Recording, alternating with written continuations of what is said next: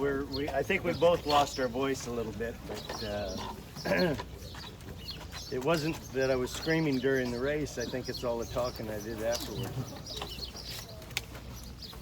Well, how's he look this morning, Bill? Looks great. He ate up last night. I mean, I was really flabbergasted when I saw him.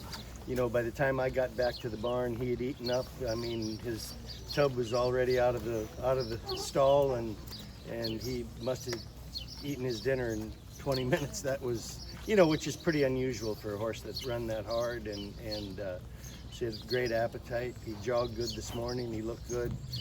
He did sustain a little scrape on the outside of his pastern, most likely leaving the gate when, you know, he broke and the horse outside of him was trying to get over, and it looked like maybe that horse caught him a little bit on the outside of his right front pastern.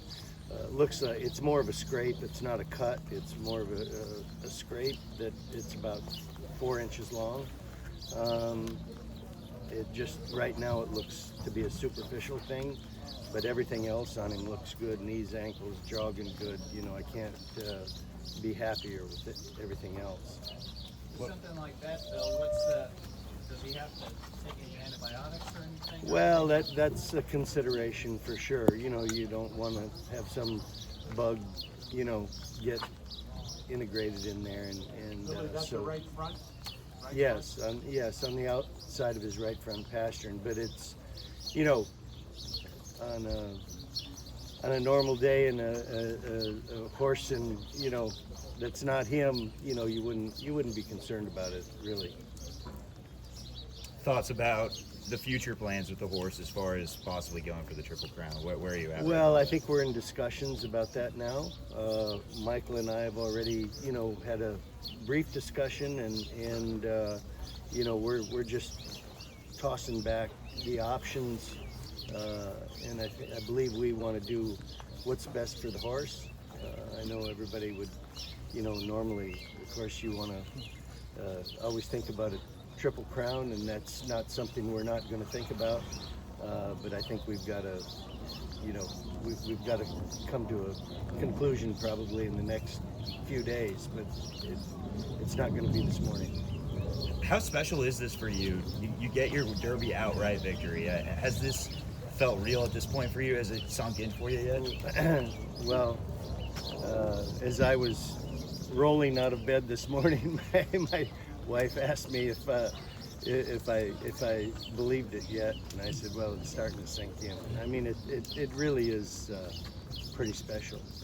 As I've said before, I've been in this barn for over 45 years, and this is the second Derby winner, but the first one that crossed the line first. So it's special. I mean, Churchill Downs is naturally a special place for me, and to win the Derby, you know, the impact of it on me and my family, I think it's just something we've dreamed about for a long time. Finally happened. So you didn't get the chance to go any further with Country House to get an infection after the race, and then other things went awry. You know, can you talk a little about having another opportunity to maybe try for a Triple Crown, or at least have a future with this? Well, look, it's good to have that option. I don't think that we're dead set on it. I don't think that's the only thing we're thinking about. You know, he's a well-bred horse, and he's obviously going to be a stallion prospect at the end of his career, and we want to stretch it out and try to hit the right races. I'm not downplaying the Triple Crown, but we want to do what's best for him, you know, as we would with any other horse. You know, the day that he was second in both of his maiden races, I mean, he was closing well and galloped out well in front of him, very strong. I mean, it was even his first race when he was fourth. I mean, I had so many people commenting to me like, wow, you know, he was coming like a freight train through the stretch, and he came like a freight train, you know, the first Saturday in May. Michael, what's your day after assessment and your thoughts on the possible competition in other legs of the Triple Crown? Yeah, well, it's just exhilarating to be there yesterday and be here again this morning. As Bill alluded to, I was cheering louder than him. He was focused in, so I lost my voice completely on the back of a good cheer the day before as well. What we'll do with the horse is the right thing for him. You know, give Bill a few days with his team to assess him, see how he's doing, and if he's in great shape, we will certainly have a look at everything. But we want to be considerate where we're going to run him and get him in the right race that's going to be beneficial for him as well. It's a long season. You know, he's had 3 hard races in the last since the beginning of March, or since February, and he's like that takes a lot out of those horses. We saw him train here all week long. He puts a lot into his gallops as well. So I think we just, it's a quick turnaround, as we all know, and that's what makes the Triple Crown so special. But we'll just do what's the right thing for him. He'll tell us yay or nay, and we'll do what he tells us to do. And there's a lot of great races out there for 3-year-olds. 3-year-old colts have a great campaign. So there's lots of great opportunities, a lot of really, really good races to try and compete in and see if we can, pad his resume even more so. At what point will you have to decide? I would probably maybe the middle of the week or something like that. We'll make a decision on it, see how he is, and The middle of this week?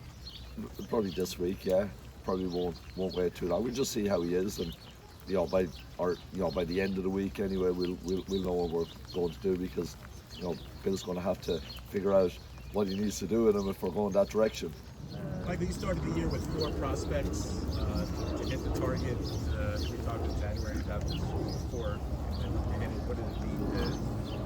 Well, I think it just shows you how tough it is to get here, that you probably need plenty of ammunition to go in there. We had 4 horses, really nice horses to come in. 3 of them got to the races this year and performed well.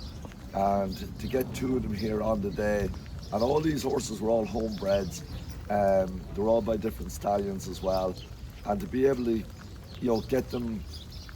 get them in those prep races to look like they had the talent to be able to do that was unbelievably proud for all the people back on the farm and our organisation.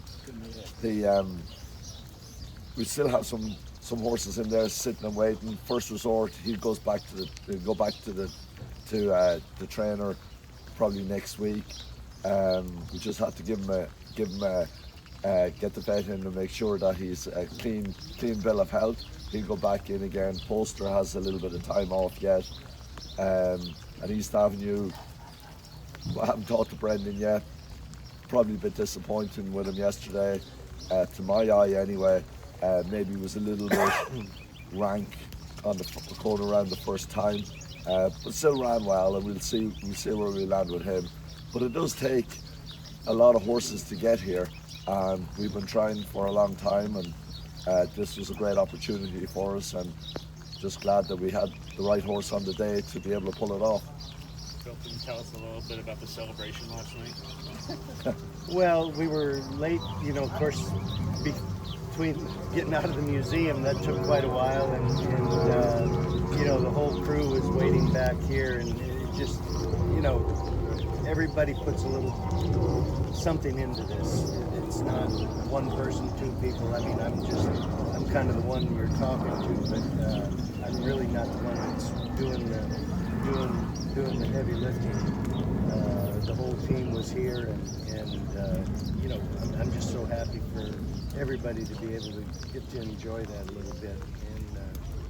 And it was just pretty special to do it with the people that you work with every day. I mean, for me, my biggest enjoyment in life is probably, besides my grandkids, is coming out here and seeing the health and seeing the horses, and just watching the progression. if progression is what is happening with them as a group, and I don't know. There's just a lot to reflect on. But Bill, he'd stay here until a decision's made as far as, I or would he go to don't Saratoga? believe we've got to move anywhere for a week. Even if we were going to Pimlico, I don't think it would be necessary to, get there. So yes, I think this is the best place for us to evaluate him and assess him, and I think we feel comfortable here because this is home, and I would say he'd be here for another week for sure.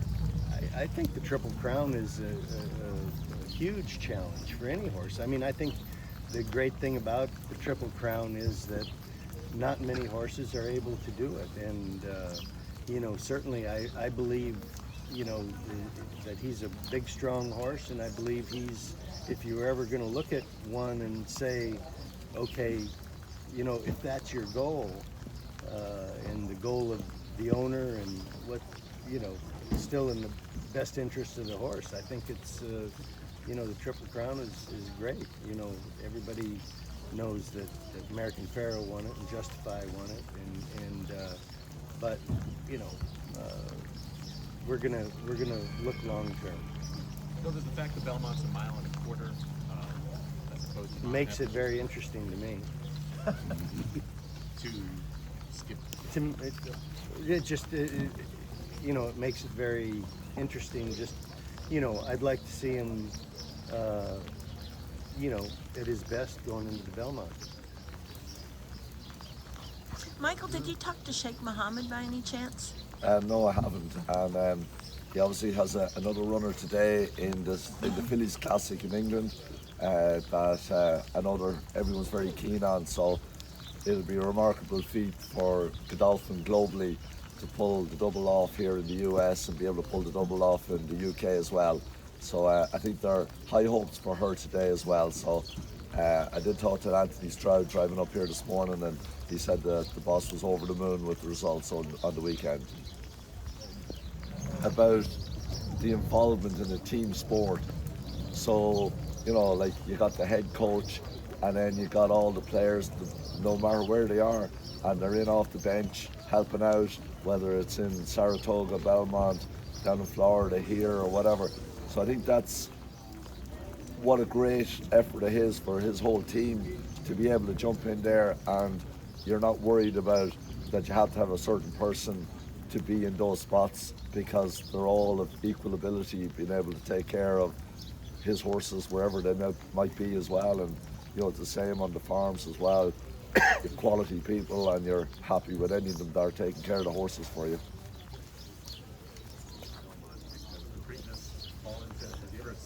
We've done the Triple Crown. We've Bernardini. Do you not remember him? Yeah. So he was one of our great early horses in America, and another homebred as well. And that was our first classic in America. And unfortunately, Barbaro broke down that day. But he was, in my mind anyway, probably a bit biased, the best 3-year-old in the country that year. I think when he went on and proved it in New York as well, he couldn't have won the Travers any easier. Won the Jockey Club Gold Cup when that was probably the biggest race in New York in the fall at that time. So he was an exceptional racehorse. Was unfortunate now maybe not to win the Breeders' Cup here, but he had a stellar career and only ran as a 3-year-old. So we've won them all. We won the Triple Crown as such with 3 different horses. So I don't think there's any pressure, and as Bill had mentioned, we'll just do the right thing for the horse and what he needs to do. He has a big year, hopefully, to continue down the road here, and there's an awful lot of nice races that we would like to put on his resume as well. So we'll just do the right thing for him, and I think the horse will tell Bill and Kenny how he's doing and what we need to do with him. Michael,